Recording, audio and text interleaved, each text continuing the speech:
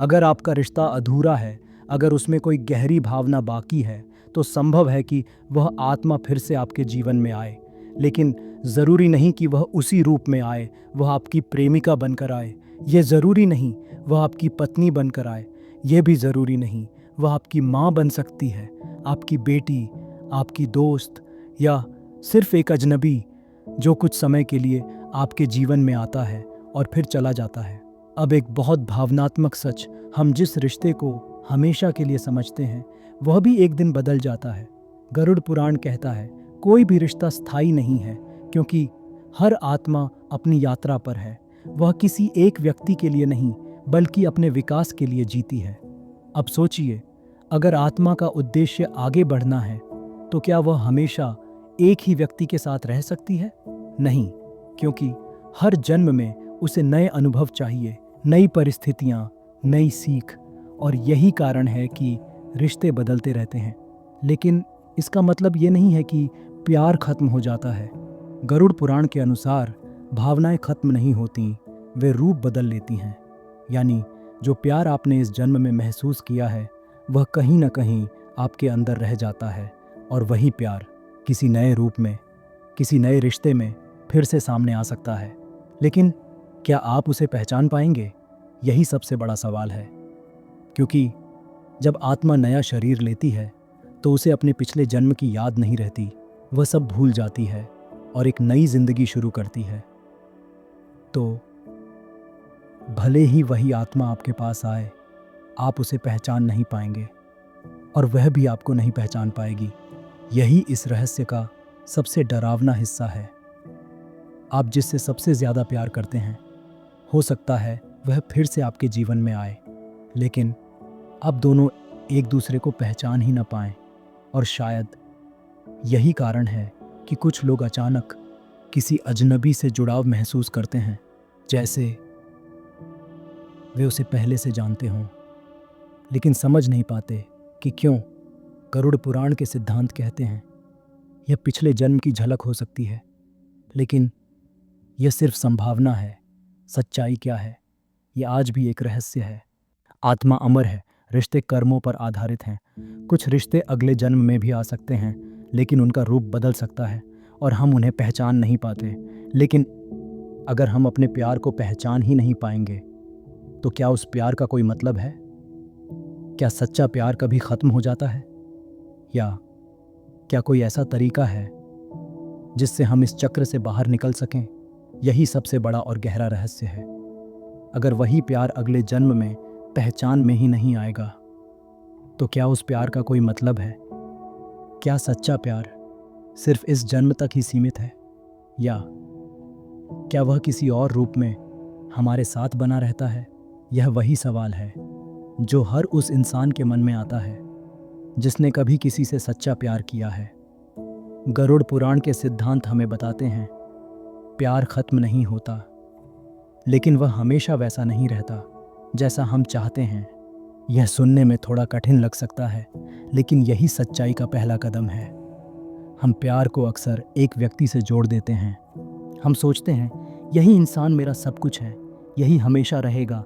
लेकिन गरुड़ पुराण कहता है आत्मा किसी एक व्यक्ति से बंधी नहीं होती, वह अपने अनुभवों से बंधी होती है, अपने कर्मों से।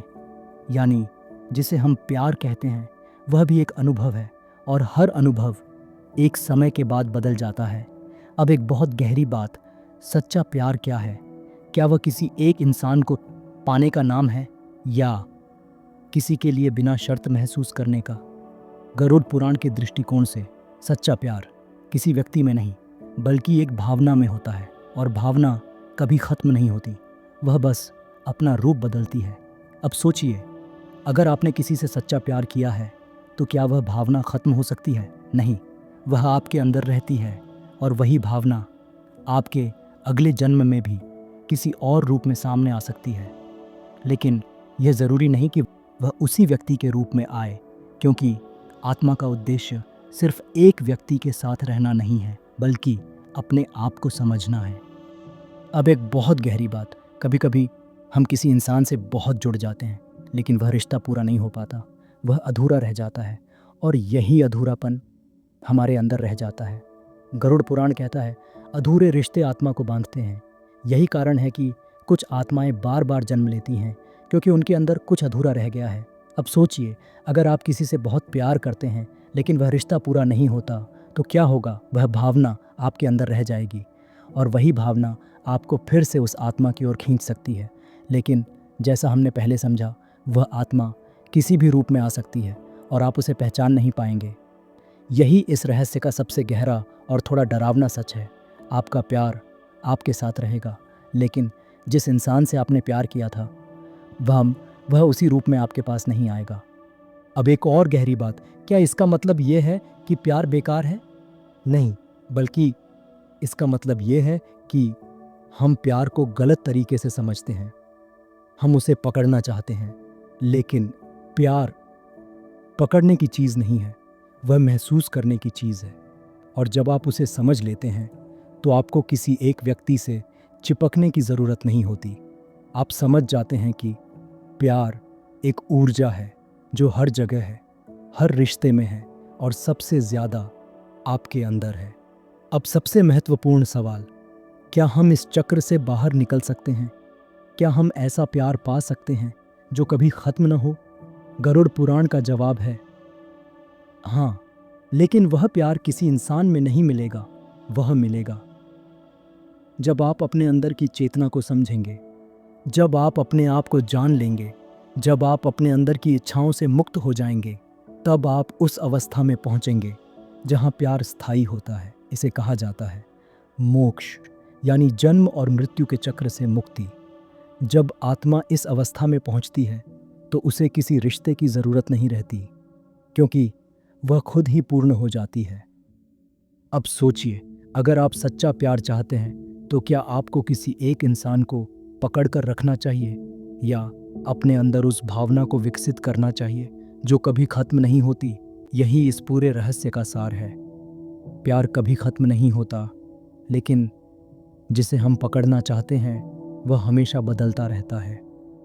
तो अब सवाल आपसे है, क्या आप अपने प्यार को समझने के लिए तैयार हैं, या आप अभी भी उसे पकड़ कर रखना चाहते हैं जो एक दिन बदल ही जाएगा? क्योंकि सच्चाई यही है, रिश्ते बदलते हैं, रूप बदलते हैं, लेकिन भावना हमेशा रहती है। और शायद यही प्यार का असली सच है।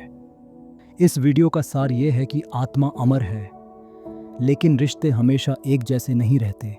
जो प्यार हम इस जन्म में महसूस करते हैं वह कभी ख़त्म नहीं होता, लेकिन उसका रूप बदल सकता है। गरुड़ पुराण के अनुसार हर रिश्ता हमारे कर्मों से जुड़ा होता है, इसलिए कुछ आत्माएं अगले जन्म में फिर मिल सकती हैं, लेकिन ज़रूरी नहीं कि हम उन्हें पहचान पाएं या वही रिश्ता दोबारा बने। सच्चा प्यार किसी एक व्यक्ति तक सीमित नहीं होता, बल्कि एक भावना है जो हमारे अंदर रहती है और हर जन्म में अलग अलग रूप में सामने आती है। आत्मा का उद्देश्य किसी एक रिश्ते में बंधना नहीं, बल्कि सीखना और आगे बढ़ना है।